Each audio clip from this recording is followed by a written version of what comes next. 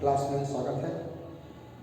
जैसा कि मैंने इससे पहले लेसन 6 जो बताया था उसमें मैंने आपको गिटार के फ्रेट बोर्ड के बारे में बताया था कि गिटार का जो फ्रेट बोर्ड होता है उसमें नोट कैसे रीड करते हैं, उसमें कैसे हम पता करेंगे कि कहाँ पर फर्स्ट वायर सेकंड वायर कहाँ कैसे क्या नोट होता है।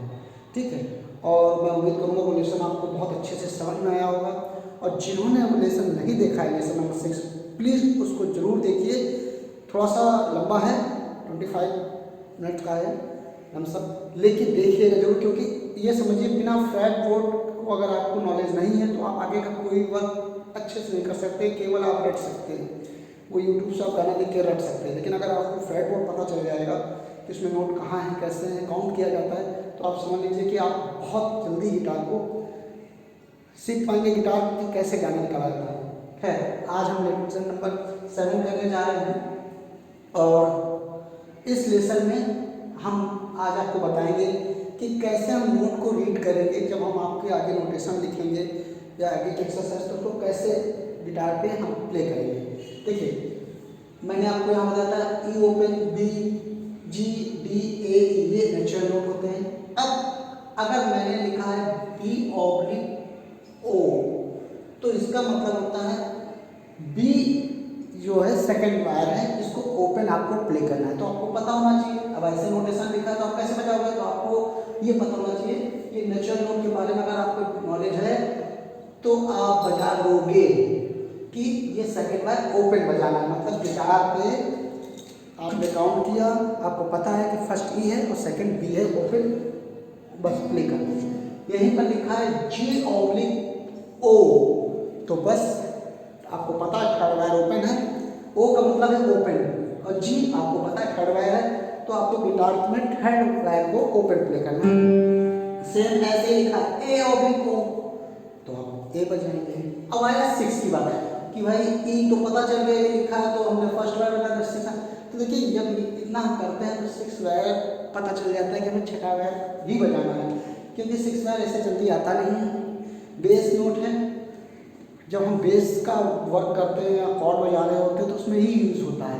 ठीक है, वैसे इतना नोटेशन में ज़्यादा यूज़ नहीं होता है। बहुत बेस का पार्ट होता है तो वो अलग सी समझ में आ जाता है कि 6 वायर की बात हो रही है, यहाँ पर 6 वायर ही बज रहा है, फर्स्ट नहीं बज रहा है। ठीक है, अनवन हम जब गाना प्ले करेंगे और कॉर्ड बजाएंगे तो इनका यूज़ होता है, यहाँ पर ज़्यादा वर्क होता है। इस 6 वायर का यूज़ कम होता है, केवल बेस नोट जब हम लेफ्ट हैंड से पियानो बजा रहे होते हैं, वर्ड कार्ड वर्क कर रहे होते हैं या बेस गिटार बजा रहे होते हैं, इसका यूज़ होता है। अब वो समझ में आ जाता है अलग से। ठीक है, तो अभी आपको बेसिक में ये पहले ही जरूरी है ये समझना। ठीक है, अब ये आपको समझ में आ गया कि इसको ऐसे प्ले करें। अब देखिए हमने आपको सी का रूप,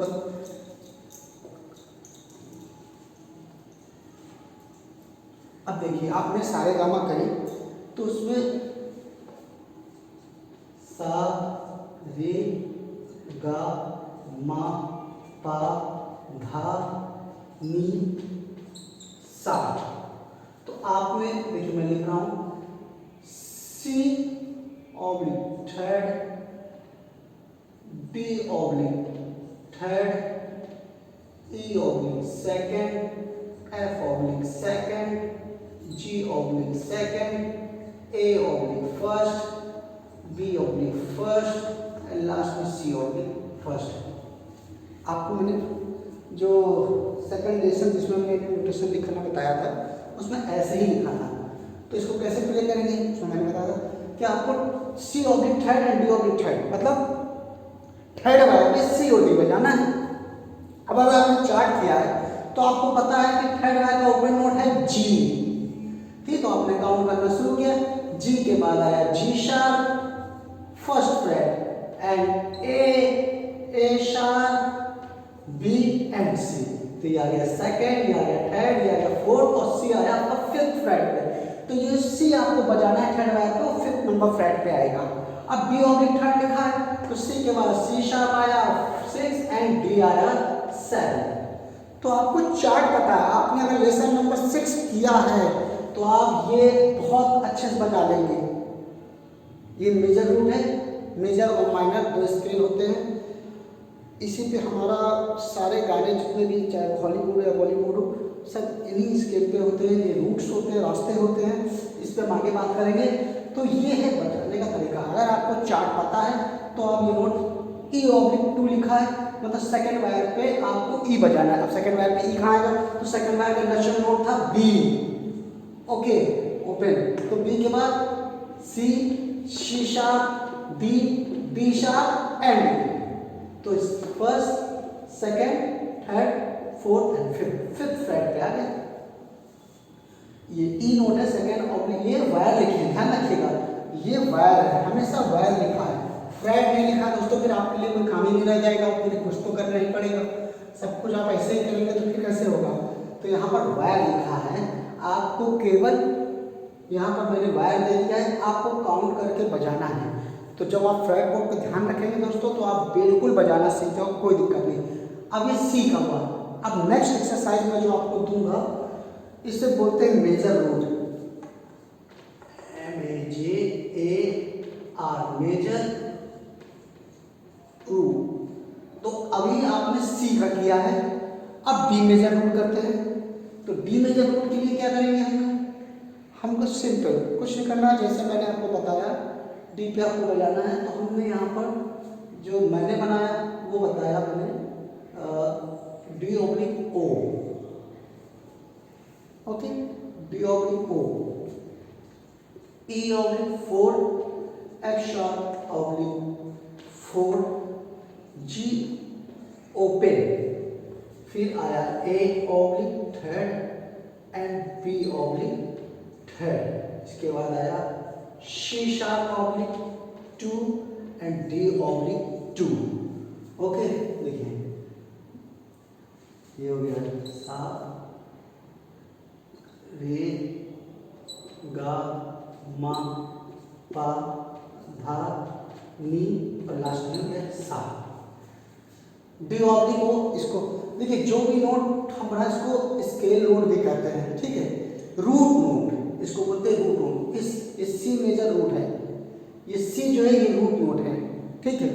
और इसके क्वेश्चन बाद में बात करेंगे। अभी हमने डी मेजर का रूट लिखा है, सारे स्केल के सारे गामा है, इस सी की 12 आएंगे, 12 रूट्स है मेजर के, C D E F G A B, C#, D#, मतलब E flat, F#, A flat, B flat, G#, A#, जिसे बोलेंगे ये है। तो आपको 12 रूट जब आप एक्सरसाइज बजा लेंगे ना, तो आप विश्वास मानिए जब आप C D E F G B तक पहुंचोगे ना तो आपको बहुत चेंज हो जाएगा। तो ये मैं आगे ऐसे ही आपको रूट बताऊंगा, तो इसीलिए मैंने आपको ब्लैक बोर्ड पे इसलिए बता दिया कि आपको इजी समझ में आ जाए। आगे अभी मैं नोटबुक पे गिटार पे भी बताऊंगा तो आपको बात समझ में आएगी, ठीक है।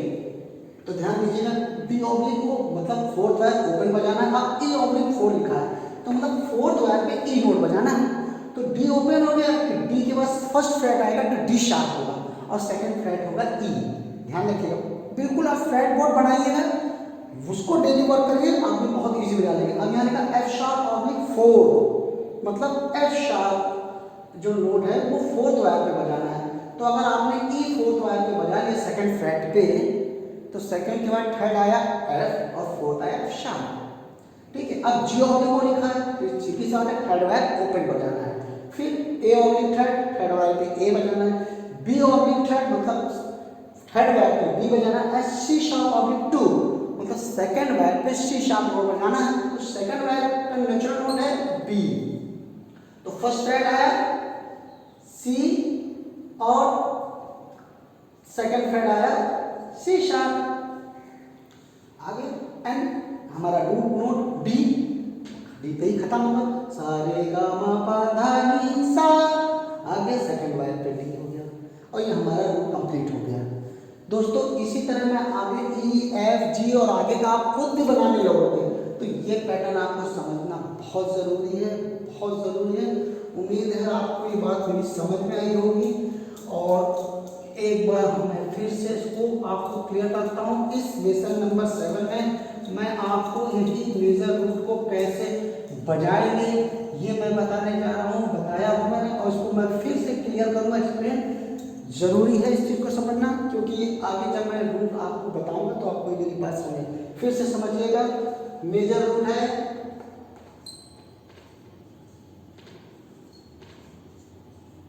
ये मेजर रूट है, यहाँ से अगर लिखिए सा रे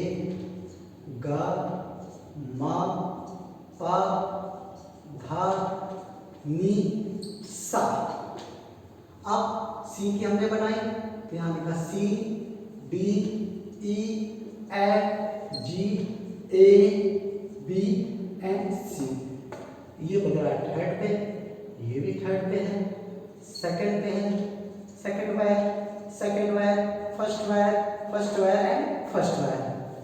ये इसके बाद डी का बना है, डी ऑब्लिक ओ, मतलब फोर्थ वायर ओपन बजेगा, डी का E oblique 4, F sharp oblique 4, G oblique open, A oblique third, B oblique third, C sharp oblique second and last में रूट नोट आ गया डी, हो गया डी किस, ये डी मेजर रूट है और ये कंप्लीट हो गया। तो आप जब ये दो रूट बजा लोगे तो आप देखोगे ये रूट में मैंने कुछ चीज़ें हैं, इसमें दो रूट मैंने ओपन रखे हैं, जानबूझ के रखे हैं क्योंकि आपको ओपन बजाना भी आना चाहिए आपको, ठीक है। जब आप ओपन बजाओगे तो आपको ओपन बजाने की आदत पड़ जाएगी और अच्छे से बजा लोगे ओपन,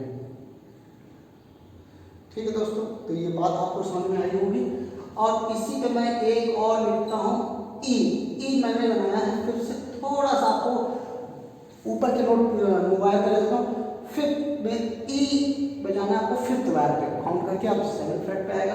फिर इसके बाद ई के बाद आता है एफ शार्प और जी शार्प, इसको आप बजाएंगे फोर्थ पे, ओके, ये आप बजाएंगे फोर्थ पे। और इसके बाद आप ए भी बजाएंगे फोर्थ पे। अब इसके बाद आता है B and C sharp and D sharp, ये आप बजाएंगे थर्ड पे। और लास्ट में आ गया ई, जिसको आप बजाएंगे सेकंड पे। ये आपकी ई का, मैंने 3 रूट आपको बता दिए हैं मेजर के ई। ये E F sharp G sharp A B C sharp D sharp E. E आप फिफ्थ वायर से बजाएंगे, ओके, फिफ्थ वायर में बजाएंगे। इसके बाद ये 3 नोट है एफ शार्प जी शार्प ए, ये आप फोर्थ वायर पे बजाएंगे, ठीक है। इसके बाद आया B C sharp D sharp and E. B C sharp D sharp ये थर्ड वायर पे है और लास्ट में जो ई है वो सेकंड वायर पे है। और आपने सी की सारे गामा करी है तो सेकंड वायर पे जो ई आता है वो फिफ्थ फ्रेट पे आता है। देखिए हर एक का रिलेशन है, आपने इसको खूब अच्छे से प्रैक्टिस किया है तो आपको ये रास्ते, ये जो रूट है, ये नोट्स आपको पता चल गए होंगे कि सी हमारा थर्ड वायर के फिफ्थ फ्रेट पे आता है, डी 7 पे आता है। एक ही रूट को आप जब प्रैक्टिस करिए तो ध्यान दीजिए कि वो जो नोट हम बजा रहे हैं वो किस फ्रेट पे आ रहा है। जब हम एक हफ्ते इस पर प्रैक्टिस करेंगे तो हमें ये बिल्कुल याद हो जाएगा कि अरे भाई थर्ड वायर की 7th पे डी आता है, फिफ्थ पे सी आता है, सेकंड वायर की फिफ्थ पे ई आता है। सिंपल सी बात है, हम जिस गली मोहल्ले में रहते हैं, जहाँ रहते हैं, अगर हम जागरूक हैं और रहते हैं तो हमें पता है कि हमारे मकान के बगल में शर्मा जी का है, बगल में दीक्षित जी का है, आगे पांडे जी रहते हैं। और बहुत सारे लोग होते हैं जिनको किसी से मतलब ही नहीं, अपने ही से मतलब है, निकले और अपना काम क्या चले, पड़ोस में क्या आ रहा कोई मतलब नहीं। तो प्लीज़ ऐसा मत बनिए। आजकल का समय कुछ ऐसा ही हो रहा है, लेकिन ऐसा नहीं है। हमें जरूर जानना चाहिए अच्छे पड़ोसी की तरह कि हमारे अगल बगल रहता कौन है, आसपास हो क्या रहा है, ये जरूर ध्यान। ऐसे मत बनिए कि कुछ पता ही नहीं। ऐसे आजकल लोग फ्लैट में रहते हैं, पता ही नहीं हमारे बगल में, मैंने बहुत सारे लोगों को देखा, उनको पता ही नहीं कि हमारे पड़ोस में रहता कौन है, हुआ क्या, और वो अपने का ऐसा मत बनिए, बिल्कुल नहीं। तो यही चीज़ यहाँ पर है। जब आप सी की सारे गामा जो मैंने बताया है लेसन नंबर 2 में, 3rd में प्ले करके बताया, एक्सरसाइज 1st और 2nd इसी रूट पे मैंने बताया। तो जब आप इस पर बजाएंगे डेली तो ध्यान दीजिए कि सी हम थर्ड वायर में बजा रहे हैं, तो फिर भैया डेली प्रैक्टिस कर रहे हैं तो आप ये भी ध्यान दीजिए कि हम जो नोट बजा रहे हैं वो कहाँ बजा रहे हैं, थर्ड वायर की फिफ्थ फ्रेट पे बजा रहे हैं। आप ध्यान देखिए जब आप डी की सारे गामा बजाएंगे तो ये नोट आपको मिलेंगे, रास्ते पे वही है।